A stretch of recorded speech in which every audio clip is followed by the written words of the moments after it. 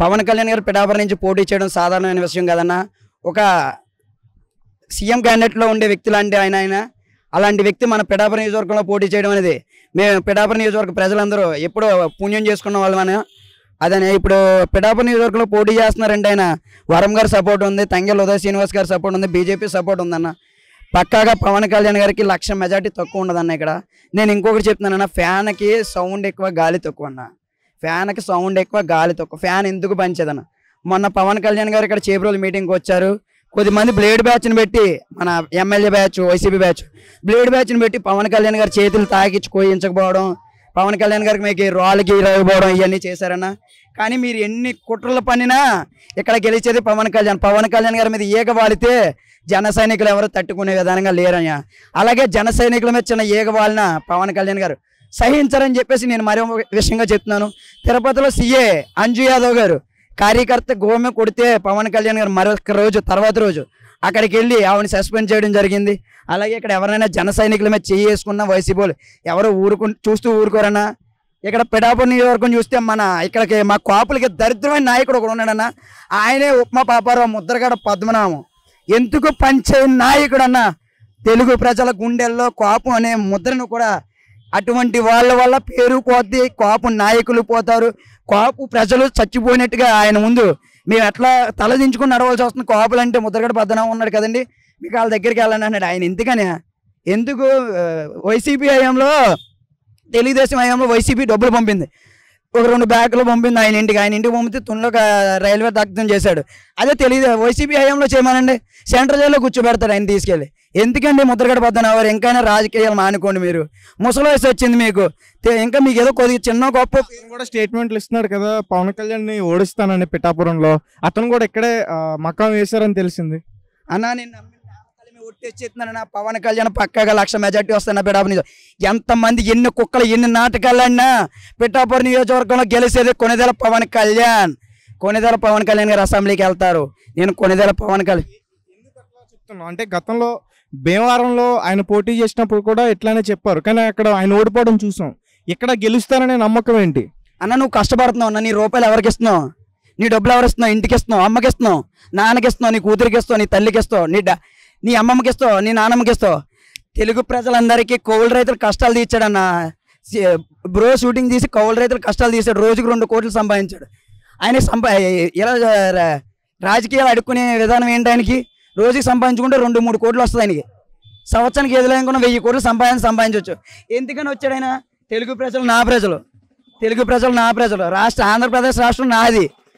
నేను పిఠాపురం నియోజకవర్గాన్ని నేను తీసుకోవాలి, దత్తత తీసుకోవాలి. అది దేశంలోనే మొట్టమొదటి స్థానంలో పెట్టాలి.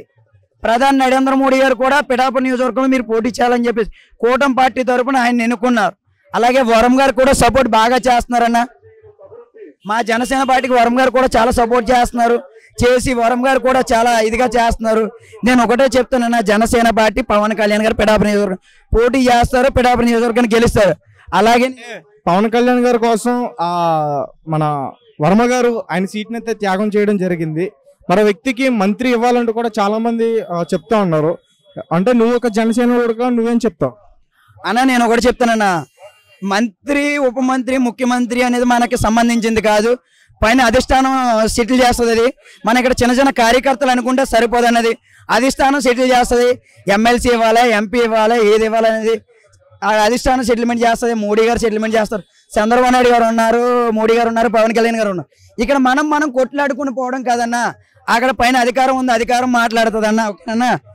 నేను ఇంకొకటి చెప్తున్నానన్నా, పక్కాగా పవన్ కళ్యాణ్ గారు 2024 మే 13 తారీఖున ఓటు వేస్తాం. మేమందరం పవన్ కళ్యాణ్ గారిని గెలిపిస్తాం. తర్వాత వైఎస్ జగన్మోహన్ రెడ్డి గారిని రాత్రి అరెస్ట్ చేయడం కాదు, నారా చంద్రబాబు నాయుడు గారిని, వైఎస్ జగన్మోహన్ రెడ్డి గారిని నడి రోడ్డు మీద పట్టపగటాలు అరెస్ట్ చేసి తీసుకుని వెళ్తారు బేడీలేసి. అలాగే మన రోజా గారిని కూడా పట్టపగటాలు బేడీలు వేసుకుని తీసుకుని వెళ్తారు. అలాగే ఇక్కడ మాఫియా డాన్ ఒకడు ఉన్నాడు అన్న. మా కాకినాడకి మాఫియా డాన్ ఒకడు ఉన్నాడు, ద్వారాపూడి చంద్రశేఖర్ రెడ్డి. మాఫియా డాన్ అంటే ఏంటనుకున్నా? మావోల్ డాన్ కాదన్న. మాఫియా డాన్ అంటే మాఫియాయే. నైట్ చూస్తే పట్టపగటాలు కాపాడదు. ఆ స్థలం అనేయండి, ఆ ఇల్లు అనేవ్వండి, ఆ సైట్ అనేది ఏదైనా పట్టబడ్డాలు కనిపించదు. ఏదైనా తాడపర్తి చెరువు చూస్తే శుభ్రం తవ్వు పాడేశారండి. 2 తాడి చెట్లు ఒక్క చెరువు. ఎందుకండి ఆయనకి? ఎందుకు శుభ్రం రాజకీయం చేసుకుంటారు? రాజకీయం చేసుకోండి, ఎందుకు ప్రజలు ఆడుకుంటారు? మీకు ఏమైనా అమౌంట్ ఏమైనా కావాలితే మీకు పెళ్లి ప్రజలకు అందరికీ చెప్తున్నాను, నేను ఉమ్మడి పార్టీ అభ్యర్థులకు అందరికీ చెప్తున్నాను. మన కాకినాడ పోర్టుకి వెళ్తే ఎవరికైనా డబ్బులు అవసరం అయితే కాకినాడ పోర్టులో బాక్సుల్లో కొన్ని వేల కోట్ల రూపాయలు ఉన్నాయి. ఆ కోట్లోకి వెళ్ళి వంగవేది గారు మేము పెళ్లి చేసుకుంటాండి, మాకు కొద్దిగా అక్కడ ఏదో డబ్బులు ఏర్పాటు చేశారండి, మీరు ఓట్లు వేసుకుని మంచి పడ్డాం కానీ మాకు ఇప్పించండి అంటే ఆవిడ కంపల్సరీ ఇస్తుంది అంటండి. వెళ్ళండి, తెచ్చుకోండి, ఓకేనండి. ఇంకేమన్నా అడుగుతారని? రైట్. జై జనసేన, జై జై జనసేన. ఇక్కడ కడప నుంచి పవన్ కళ్యాణ్ గారిని ఓడించడానికి వచ్చారు కదా మిథున్ రెడ్డి గారు కానీ ఇన్ఛార్జీలుగా, సో వాళ్ళ గురించి. ఇప్పుడు ఇక్కడ కాకినాడ జిల్లా పిఠాపురం నియోజకవర్గం, మేము గొల్లపురం మండలంలో జనాలు తీయమ్మలాగా జనాలు జీవించడానికి రెడ్డిగా రెడ్లు ఎవరు అంటారు కదా, ఆ జనాలు ఎలా తీయకూడదు, లైవ్ తీయమ్మ లైవ్ తీయం. ఇప్పుడు కడప నుంచి, పులివెందుల నుంచి, వైజాగ్ నుంచి, బిక్కమూల నుంచి, నిడదోల నుంచి ఇన్ని జిల్లాల నుంచి తీసుకొచ్చుకున్నా గెలుపు విజయం నల్లేరు నడగలా ఉంది ఇక్కడ పవన్ కళ్యాణ్ గారికి.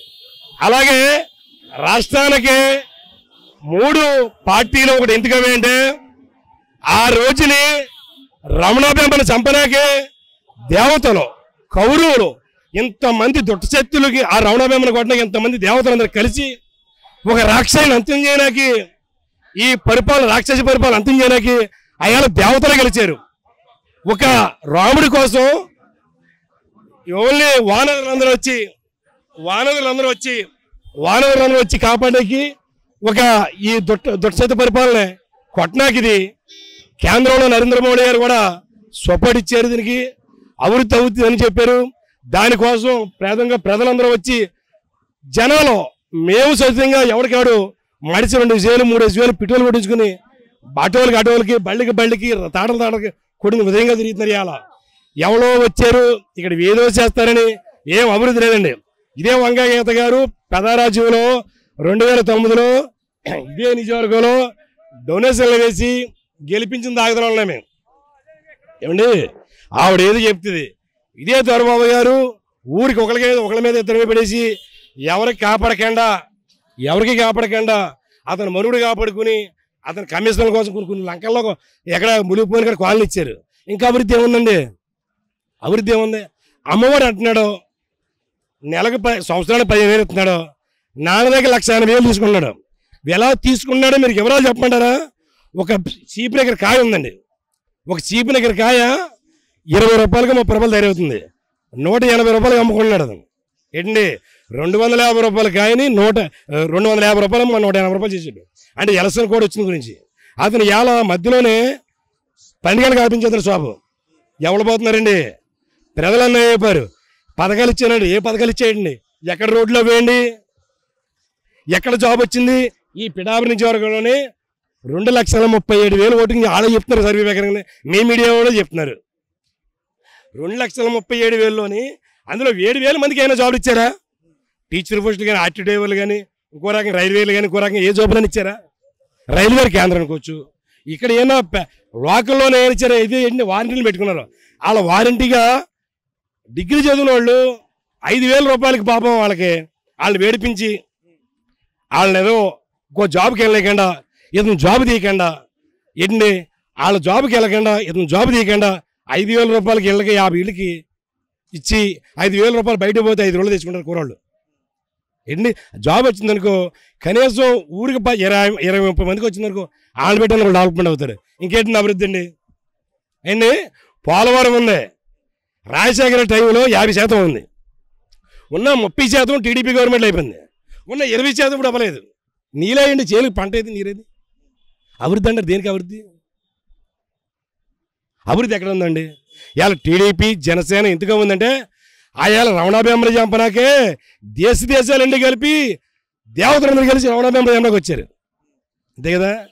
పరిపాలన దుష్టత్వ పరిపాలన బాగోక పేదలు బాధపడి ఈ రకంగా ఉన్నారండి.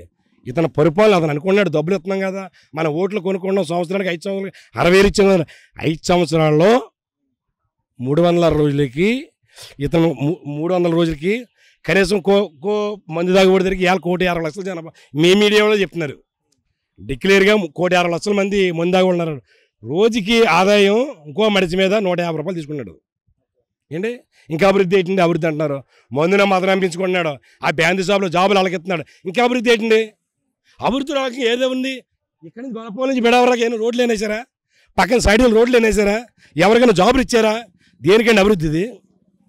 ఇక్కడ పవన్ కళ్యాణ్ గారి మీద వంగా గీత గారు, వాళ్ళలో నితిన్ రెడ్డి గారు, చంద్రశేఖర్ రెడ్డి గారు, కన్నబాబు గారు, రాజా గారు, వీళ్ళ ప్రభుత్వాన్ని వాళ్ళు చేసుకోమనండి. వాళ్ళ నిజవర్గంలో వాళ్ళు నెగ్గారుకో వాళ్ళకి మంచిది. వాళ్ళ నిజవర్గంలో వాళ్ళ వైసీపీ పార్టీని జిల్లాలో ఉంది కాబట్టి వాళ్ళు నెగ్గారనుకోండి, వాళ్ళకే వాళ్ళ నియోజకవర్గం బాగుపెట్టమనండి. ఇక్కడ మా నియోజకవర్గం మీద, మా ఏరియా మీద, మా మడిచి మీద వాళ్ళకి ఏమంటుంది? ఎవడోటి ఎక్కడ ఉంటుంది?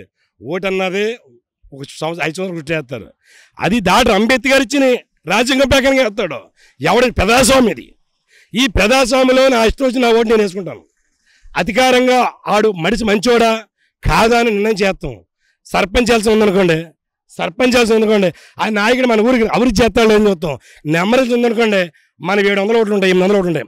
దాంట్లో నెంబర్కి అయ్యి వార్డుగా నెంబర్ ఉన్నాడు అనుకోండి, ఈ నెంబర్ ఎన్నుకుంటే మన పని చేస్తాడు, ఏదైనా అభివృద్ధి చేస్తాడో, ఏదైనా హాస్పిటల్ పండి ఆనుకుంటాడని చూస్తాడు. అక్కడ నుంచి సర్పంచ్ ఉంటాడు, సర్పంచ్ జడ్పీటీసీ ఉంటాడు. అంతా కొమ్మెక్కి మాపులు ఎలసంలో చేసి ఏమి ఉండదండి.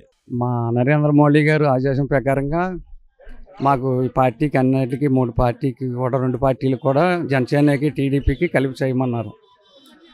ఎంతో మాకు అభివృద్ధి చేస్తారని పవన్ కళ్యాణ్ గారికి చేస్తున్నామండి. ఎన్నో లోటుపాట్లు ఉన్నాయి. మా నరేంద్ర మోడీ గారు పథకాలు ఇచ్చిన ఆ పథకాలు కూడా మాకు జగన్ గారు కూడా మాకేమీ అందలేదండి. మా పార్టీగా ఎన్నో పథకాలు ఇచ్చారు, ఆ పార్టీలు కూడా మాకేం అందలేదు. ఇవాళ రోడ్లనే అయ్యని ఇవాళ సామలకోట బ్రిడ్జి ఉందంటే ఎన్నో డబ్బులు ఇచ్చారండి, అది కూడా ఇప్పుడు పూర్తి అవ్వలేదు. ఏంటండి మా సేబ్రోలు శుద్ధగడ్డ కూడా పూర్తి అవ్వలేదండి. ఎంతో మా బీజేపీ నాయకులు అందరూ కూడా వచ్చి ఎంతో చూశారు. అవన్నీ మొత్తం బ్రేక్ అయిపోయాయండి. ఇవన్నీ మా ఉమ్మడిగా మేము దీనికి మద్దతు ఇస్తున్నాం. అవన్నీ కూడా పూర్తి అవుతాయని పవన్ కళ్యాణ్ గారు చేస్తారు. మా నియోజకవర్గానికి మద్దతు ఇస్తున్నామండి మా బీజేపీ పార్టీ.